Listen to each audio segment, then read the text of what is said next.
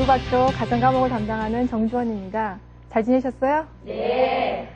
제가 오늘 수업 시작하기에 앞서서요, 한 초등학교에서 있었던 시험 이야기를 하나 해드릴까 해요. 한 초등학교에서요, 시험을 쳤는데요. 선생님이 시험 문제로 이런 문제를 냈대요. 어머니의 아버지를 무엇이라고 부르는지 5글자로 쓰시오라고 문제를 냈어요. 자, 그래서 시험을 다 치고 나서 선생님께서 채점을 하는데요. 정답이 뭐죠? 그쵸, 외할아버지죠? 그래서 채점을 하시다가 중간에 딱 멈췄어요. 답 중에 참 좋으신 분이라고 쓴 거예요. 그래서 선생님이 이걸 틀렸다고 할 수도 없고 맞다고 할 수도 없고 이 쓴 아이를 떠올리니까 너무너무 예쁜 거예요. 자, 그래서 아이를 불러서 물었어요. 어떻게든지 아이 입에서 답을 얻으려고요. 그래서 너 있잖니, 지방에 가면 너를 너무너무 예뻐하면서 뛰어나오시는데 너가 뭐라고 부르면서 달려가잖아 했어요. 그랬더니 아이가 선생님 맞죠? 그거요. 2개 중에 고민하다가 참 좋으신 분 썼어요. 괜찮으신 분 맞죠? 그러는 거예요. 너무나 순박하고 순수한 아이의 이야기가 아닐 수 없는데요. 그 아이는 할아버지가 참 좋으신 분, 괜찮으신 분으로 기억이 되어 있는 거예요. 그죠? 자, 그래서 우리 아이가 어머님을 떠올릴 때 어떻게 떠오를지 생각을 하시면서 오늘 수업을 시작하도록 하겠습니다. 자, 오늘은 지금까지요, 우리가 청소년의 성장과 변화에 대해서 알아봤거든요. 그래서 이번 시간부터는 청소년의 영양에 대해서 알아볼 거예요. 그래서 어머님들 식사하시다가 이거 영양가가 높은 거야, 많이 먹어. 그래서 골고루 먹어. 키 많이 커야지. 이런 얘기 하시거든요. 자, 그럼 거기서 얘기하는 영양이 뭘까요? 자, 영양에 대해서 말씀을 한번 제가 여쭤볼까요? 사람이 살아가면서 섭취해야 될 인체가 꼭 필요로 하는 성분이라고 생각합니다. 예, 대답 너무너무 잘해주셨어요. 자, 그 다음 다른 어머니 좀 더 들어볼까요? 예. 제 생각도 같은데요. 영양이란 음식을 먹고 영양소를 잘 소화시키는 거라고 생각합니다. 예, 두 분 어머님 말씀을 너무 잘해주셨어요. 예, 거의 정답인데요. 자, 영양이라는 것은요, 우리가 무엇을 먹고 싶다라는 생각하는 그 순간부터요, 음식물을 섭취를 하고 소화, 흡수를 해서 에너지를 내는 그 과정까지를 다 영양이라고 이야기를 해요. 자, 그럼 영양소라는 말씀도 들어보셨죠? 네. 자, 영양소라는 것은 음식 속에 들어있는 무기질이나 단백질이나 탄수화물, 지방 이런 것들을 우리가 나타내는 물질을 우리가 영양소라고 이야기를 하거든요. 그래서 오늘 이 시간에는 영양소가 어떤 역할을 우리 체내에서 하는지에 대해서 한번 알아볼 거예요. 그럼 어떤 기능이 있는지 한번 적어 볼게요. 자, 첫 번째로요, 열량소의 기능을 해요. 자, 우리 몸에서 에너지를 내어주는 거거든요. 자, 그럼 열량소의 기능을 하는 건 어떤 영양소가 있을까요? 그렇죠. 탄수화물,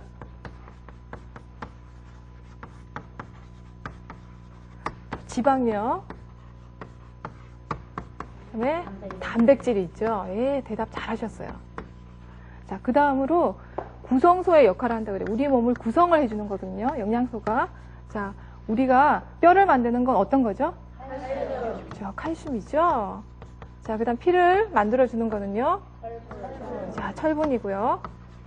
자, 그 다음에 우리 피부를 만들어주고, 손톱도 만들어주고, 머리털도 만들어주는?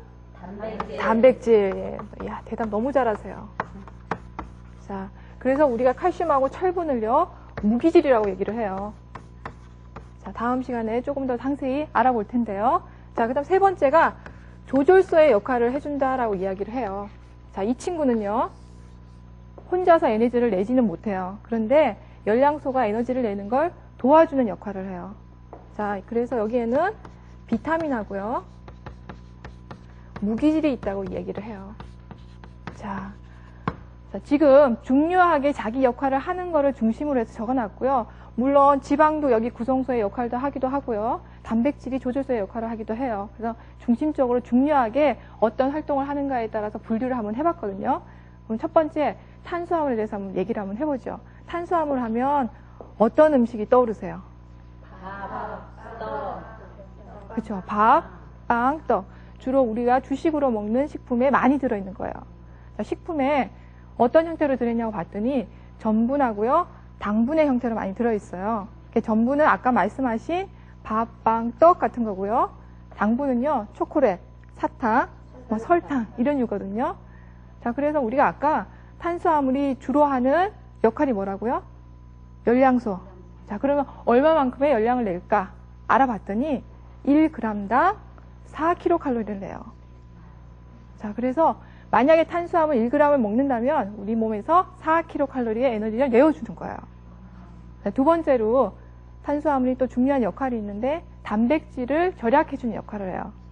자, 우리가 아까 봤더니 단백질이 두 군데 적혀 있죠? 무슨 역할을 하나요? 자, 열량소의 역할도 하면서 구성소의 역할도 해주죠. 자, 그러니까 단백질이 중요하게 우리가 이야기를 하는 게 구성소의 역할을 해주는 걸 중요하게 이야기를 해요. 그래서 만약에 탄수화물을 충분히 먹어주지 않는다면은 단백질이 열량을 내는 역할을 해버리겠죠.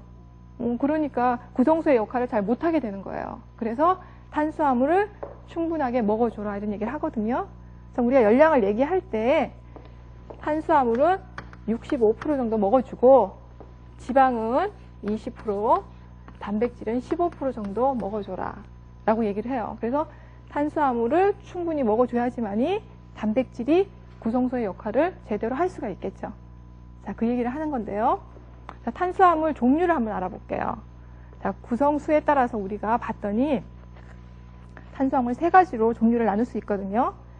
자, 단당류, 이당류, 다당류로 나눌 수 있어요. 한번 들어보셨어요? 네. 자, 단당류에는 포도당하고요, 과당이라는 친구가 있어요. 자, 들어보셨죠? 네. 자, 포도당은 포도에 많이 있어서 포도당이고요. 과당은 과일에 많이 들어있어서 과당이에요. 자, 우리가 아까 얘기했던 밥, 빵, 떡을 먹게 되면은 우리 체내에 들어가서 소화가 다 되어서 마지막 단계인 포도당으로 흡수가 돼요. 그래서 마지막 친구가 포도당이에요. 그쵸? 그래서 그 다음에 이당류는 뭐냐면은 설탕. 자, 포도당에다가 어떤 친구가 붙는가에 따라서 달라져요. 자, 포도당에다가 어떤 친구가 붙느냐에 달라지는데 설탕하고요, 엿당. 어머님들 식혜 만드실 때, 그쵸, 엿기름. 자, 그 다음에 어머니 젖에 있는 젖당. 자, 이런 친구들은 이당류예요. 자, 그 다음 세 번째가 다당류인데요. 요거는 당이 10개 이상, 그 이상으로 결합이 된 거예요. 자, 그런 것들이 전분하고 섬유소예요. 자, 전분은 아까 뭐라고요? 밥, 빵, 떡 이런 거죠. 밥, 빵, 떡은 다당류예요. 그러면 밥, 빵, 떡을 먹게 되면은 우리가 소화를 거쳐서 단당류인 포도당 친구로 변해서 흡수가 되는 거죠. 이해되시죠? 그죠? 네. 자, 그럼 가장 흡수가 잘 되는 건 뭘까요? 단당류죠. 왜냐하면 이당류는 한번 분해를 해줘야 되잖아요. 다당류는 10번 그 이상을 해줘야 되니까 시간이 많이 걸리겠죠. 네. 얼마나 어머님들이 지혜로우신지 모르는데요. 피곤할 때 꿀물을 타서 주세요. 자, 꿀물 같은 경우는 단당류나 이당류의 형태예요. 그리고 사탕이나 초콜릿 같은 걸 단맛을 원하거든요. 자, 그걸 먹게 되면은 다당류보다 밥을 먹는 것보다는 훨씬 더 빨리 체내에 흡수가 되니까 우리가 기운을 차릴 수 있는 거죠. 자, 그리고 감기가 심하게 걸렸어요. 요즘 독감이 돌고 있는데, 자, 그랬을 때 음식을 먹지 못하고요. 기력이 없어요. 그럴 때 우리가 병원 가서 무엇을 맞죠? 포도당. 그렇죠. 포도당 주사를 맞죠. 그러면 바로 혈액 속으로 포도당, 마지막 친구로 우리 몸을 돌기 때문에 금방 괜찮아졌어 라고 얘기를 하거든요.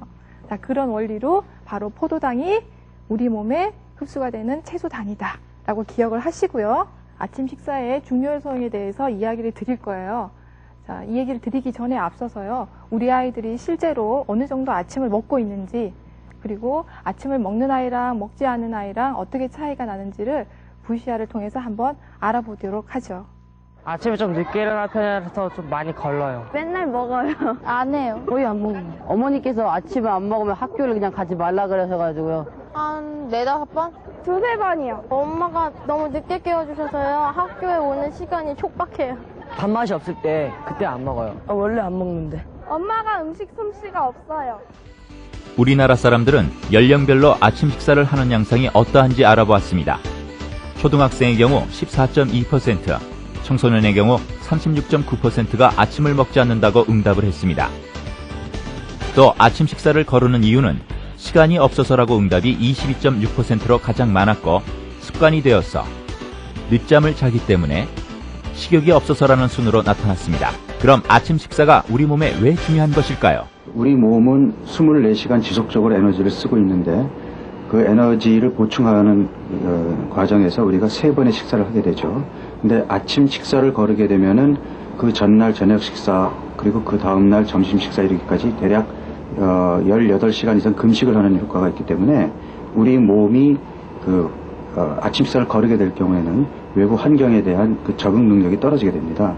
특히 청소년들 같이 이제 두뇌를 많이 써야 되는 경우에 뇌는 포도당만을 에너지로 이용하고 아침 식사를 걸러서 우리 몸에 포도당을 충분하게 사용하지 못하게 되면은 주의 집중이 결여된다든지 또는 어떤 감정의 변화가 쉽게 나타난다든지 하는 그런 이상도 보일 수가 있습니다. 따라서 청소년 시기에 아침 식사는 반드시 해야 되는 필수적인 거라고 볼 수 있습니다. 우리가 흔히 식사라고 하면 꼭 그 밥을 먹어야 식사를 했다고 생각하는데 우리 몸은 음식이 들어오면 다 식사로 이해를 하게 됩니다. 따라서 아침에 너무 일찍 일어나서 입맛이 없는데 억지로 아침을 먹는 것도 쉽지 않은 일이고, 그렇다면 학교에 가서 김밥이나 아니면은 죽 종류, 요즘 인스턴트로도 나와 있죠.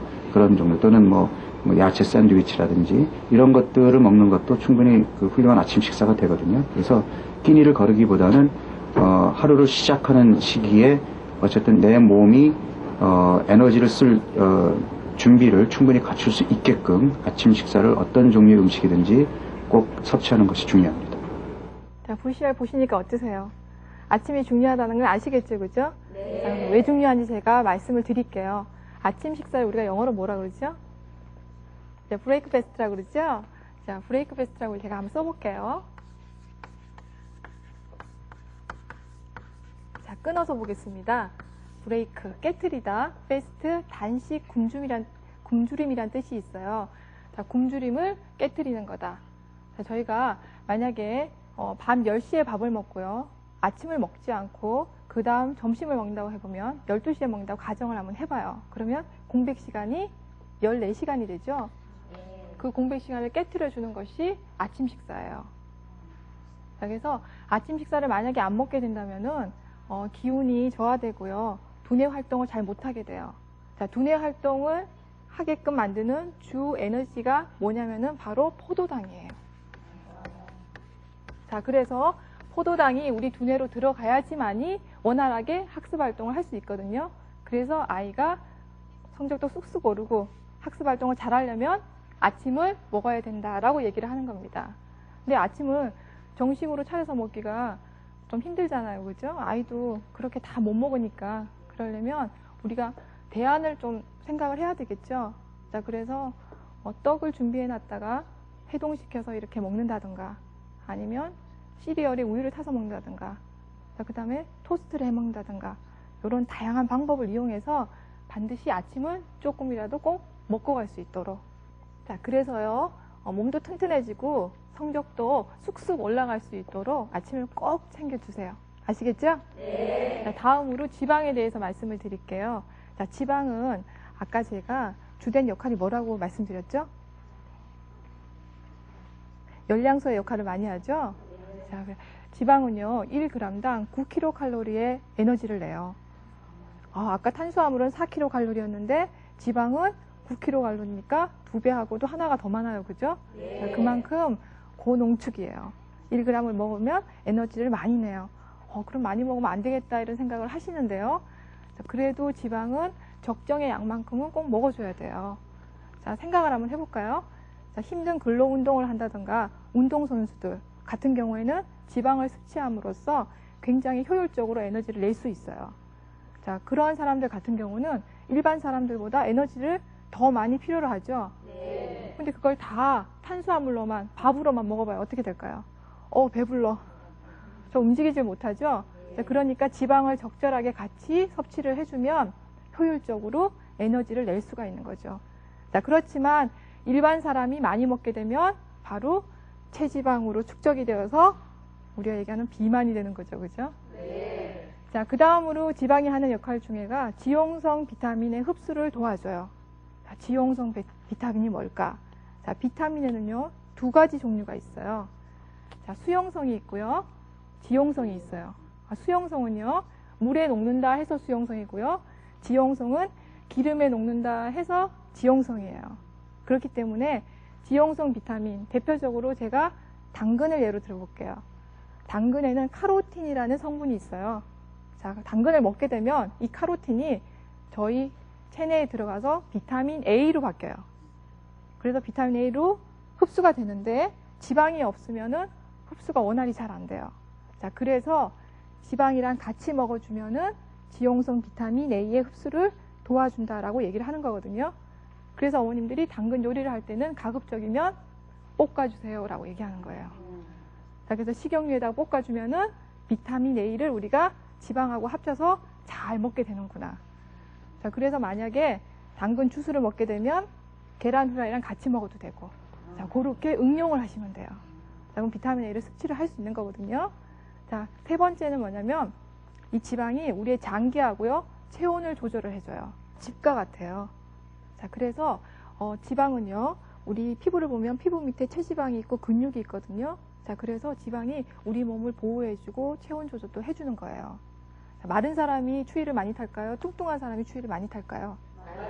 그렇죠. 뚱뚱한 사람은 그만큼 체지방이 두껍기 때문에 열 손실이 낮아요. 자, 그러면 여기서 우리가 지방의 종류를 한번 살펴볼게요. 지방은 크게 두 가지 종류로 우리가 결합 조직에 따라서 분류를 할 수가 있습니다. 포화지방산하고요,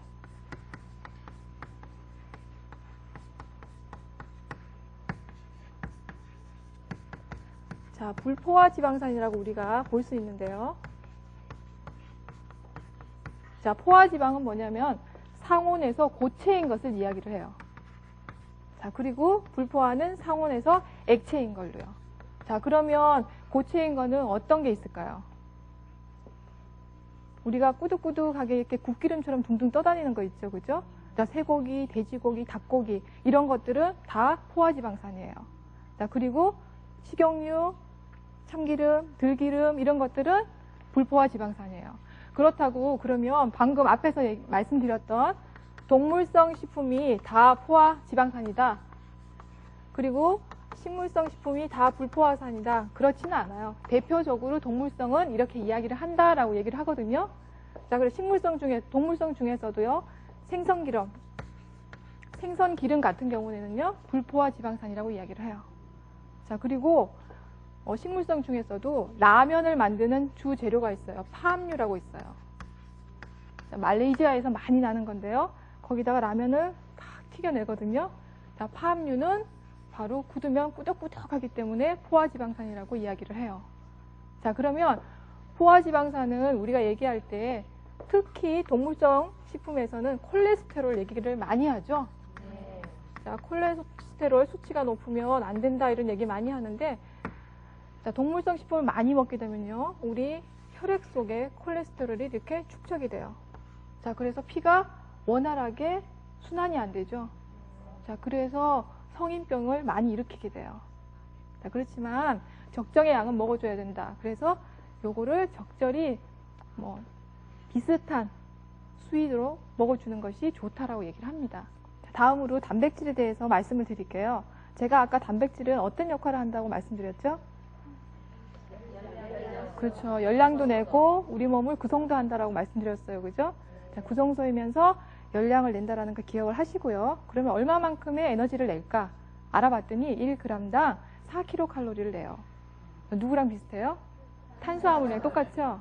그래서 단백질을 우리가 어떤 성분으로 되어 있는지 봤더니 아미노산이라는 구성 성분으로 되어 있어요. 아미노산 들어보셨죠? 예.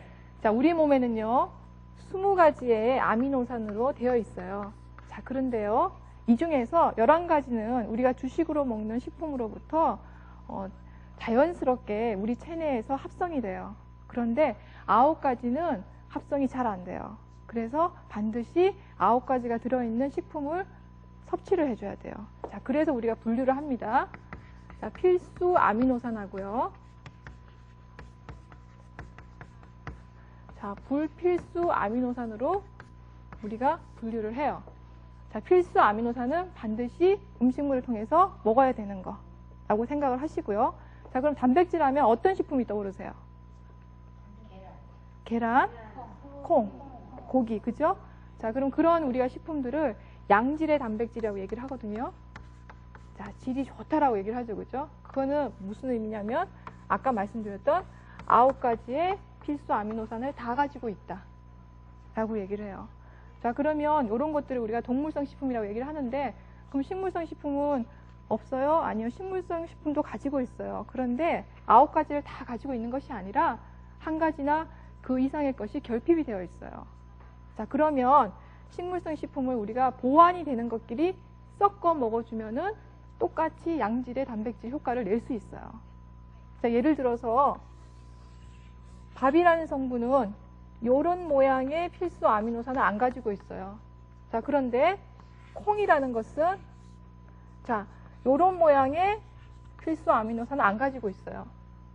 이 친구하고 이 친구가 만나면은 우리가 완전한 동그라미가 되겠죠, 그죠? 그래서 완전 단백질이 된다라고 얘기를 하는 거예요. 그래서 밥이랑 콩을 같이 먹어주고 그 다음에 빵이나 우유를 같이 먹어주면은 그만큼 효과를 크게 볼 수 있다라고 이야기를 하거든요. 자, 제가 지금까지요 에너지를 내는 열량소에 대해서 말씀을 드렸어요. 자, 열량소에는 탄수화물, 지방, 단백질이 있었죠? 네. 자, 그럼 한번 여쭤볼게요. 탄수화물은 1g당 몇 칼로리 에너지를 내나요? 4. 그렇죠. 그리고 지방은요? 5. 그렇죠. 단백질은요?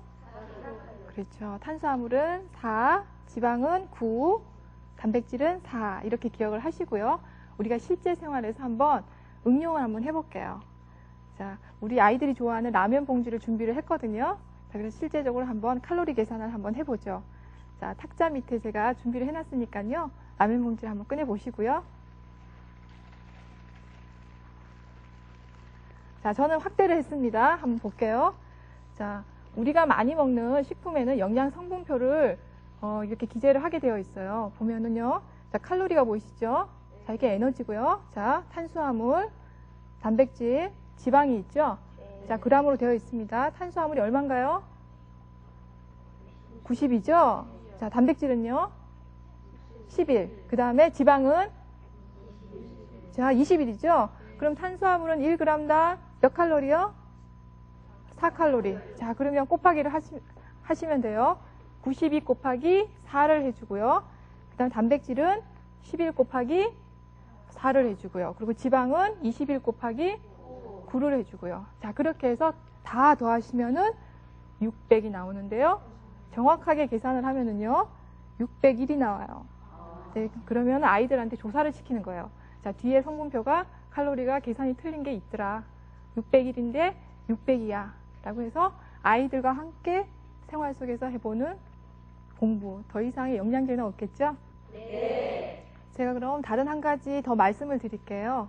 자, 우리 아이가 하루 동안에 그러면 총 에너지 중에서 탄수화물하고 지방하고 단백질을 어느 정도로 칼로리로 먹어줘야 될까를 한번 알아볼게요. 자, 우리 13세, 15세의 남자아이를 예를 들어 한번 들어볼게요.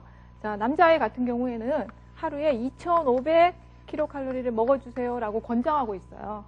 자, 그럼 이 중에서 탄수화물하고 지방하고 단백질을 어느 정도로 칼로리를 먹어줘야 될까?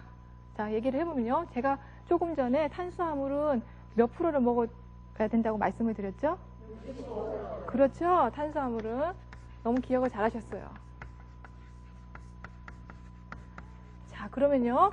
총 2,500에다가 65%를 먹어주세요. 그러면은 탄수화물이 하루 동안 먹어야 되는 칼로리가 나오겠죠? 네. 자, 제가 계산을 해왔거든요. 자, 1,625kcal예요. 자, 그 다음으로 지방을 볼게요.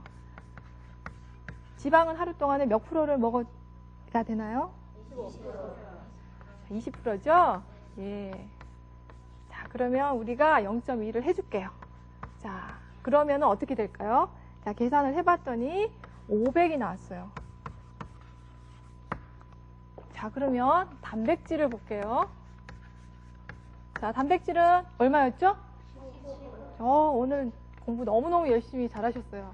자, 그러면 어떻게 하면 될까요? 자, 15%를 어느 정도 구성을 하고 있나 보면 되겠죠? 자, 계산을 해봤더니 자, 375kcal예요. 자, 요 친구를 3개를 다 더하면 얼마다? 2500kcal다 라고 나오는 거죠. 자, 계산 한번 해보세요. 맞는지. 맞거든요. 자, 그래서 그러면 여기다가 더 응용을 할 수 있어요. 자, 그러면 몇 g을 먹어야 될까? 그러려면 어떻게 하면 될까요? 자, 1칼로리당 1g당 4칼로리를 낸다 그랬죠? 그렇죠. 나누기 4를 해주면 돼요. 자, 그리고 500에다가 나누기 9칼로리를 해주면은 몇 g을 먹어야 될까가 나오겠죠. 아시겠죠? 네. 오늘 너무너무 기억을 잘해주셔서 얼마나 감사한지 몰라요. 자, 용어가 다소 낯설고요. 조금 어색할 텐데 너무 잘 소화를 해주시고 흡수를 잘해주셔서 감사합니다. 자, 제가 지금까지 이번 시간에는요, 열량소에 대해서 탄수화물, 지방, 단백질에 대해서 알아봤거든요. 자, 그걸 기억을 하시면서요, 생활 속에서 아이들과 자, 우리 외워보자. 1g당 4kcal, 1g당 9kcal 이렇게 하는 것보다 자, 4kcal를 낸단다. 자, 우리 한번 계산 한번 해볼까? 그러시면서 뒤에 영양 성분표 보시면서 계산을 하면은 한번 경험을 하고 나면 잊어버리지 않아요. 자, 그렇게 실생활에서 응용을 하시면서 공부를 하는 것이 교육의 효과가 가장 높거든요. 자, 엄마랑 함께 해주는 공부. 더 이상의 영양제가 없죠. 자, 아마 성적이 쑥쑥 오르고요. 몸도 튼튼해지리라고 제가 말씀을 드리고 싶습니다. 자, 오늘은 여기까지 하고요. 다음 시간에는 다른 영양소, 비타민하고 무기질에 대해서 알아보고요. 그러면 과연 하루에 얼마를, 어느 정도를 먹어야 될까에 대해서 말씀을 드릴 거예요. 자, 지금 이렇게 얘기하면 조금 뭉게구름 같아요. 그죠? 자, 그래서 식단을 보면서 구체적으로 어느 정도를 먹어야 되는지 대해서 이야기를 한번 해볼게요. 오늘 들으신다고 너무 수고 많으셨고요. 기억을 너무 잘해주셔서 또한 감사를 드리고 싶습니다. 감사합니다.